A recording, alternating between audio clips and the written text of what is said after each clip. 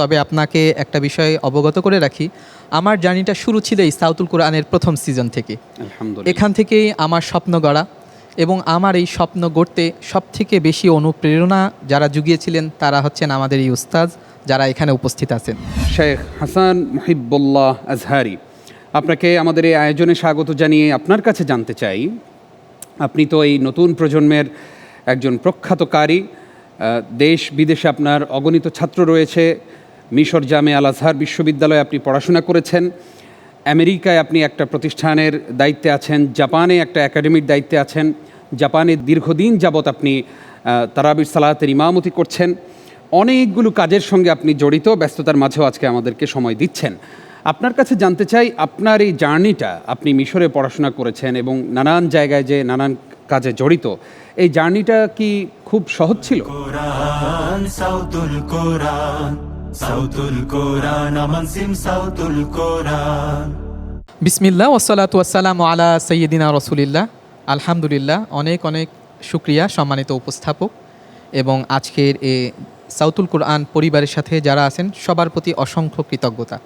অবশ্যই জার্নিটা সহজ ছিল না, তবে আপনাকে একটা বিষয় অবগত করে রাখি, আমার জার্নিটা শুরু ছিল এই সাউতুল কোরআনের প্রথম সিজন থেকে। আলহামদুলিল্লাহ। এখান থেকেই আমার স্বপ্ন গড়া, এবং আমার এই স্বপ্ন গড়তে সবথেকে বেশি অনুপ্রেরণা যারা জুগিয়েছিলেন তারা হচ্ছেন আমাদের এই উস্তাজ যারা এখানে উপস্থিত আছেন।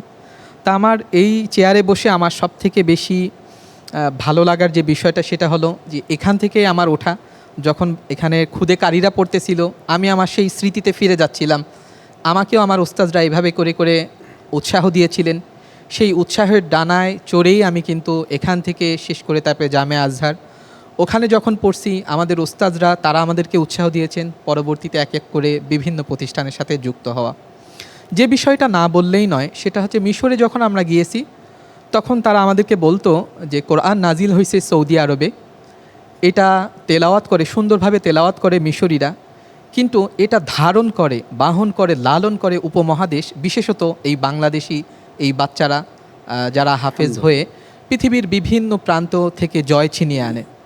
একটা সময় ছিল যখন অনারবরা আরব বিশ্বে গিয়ে প্রতিযোগিতায় গিয়ে কোনো একটা অবস্থান নিত, তারা অবাক হতো যে অনারব হয়েও আরবদের সাথে তারা প্রথম স্থান দ্বিতীয় স্থান অর্জন করত। কিন্তু এখন তারা অবাক হয় যদি কোনো একটা প্রতিযোগিতায় বাংলাদেশ না থাকে, বিশেষত হিফজ প্রতিযোগিতায়। তবে আমি প্রত্যাশা করব কেরাত প্রতিযোগিতাগুলোতেও আগামীতে যেন এই ধরনের একটা অবস্থান ধরে রাখতে পারে, সেই উদ্যোগ সাউতুল কোরআন থেকেই শুরু হবে, সেই প্রত্যাশা থাকবে ইনশা আল্লাহ তাআলা।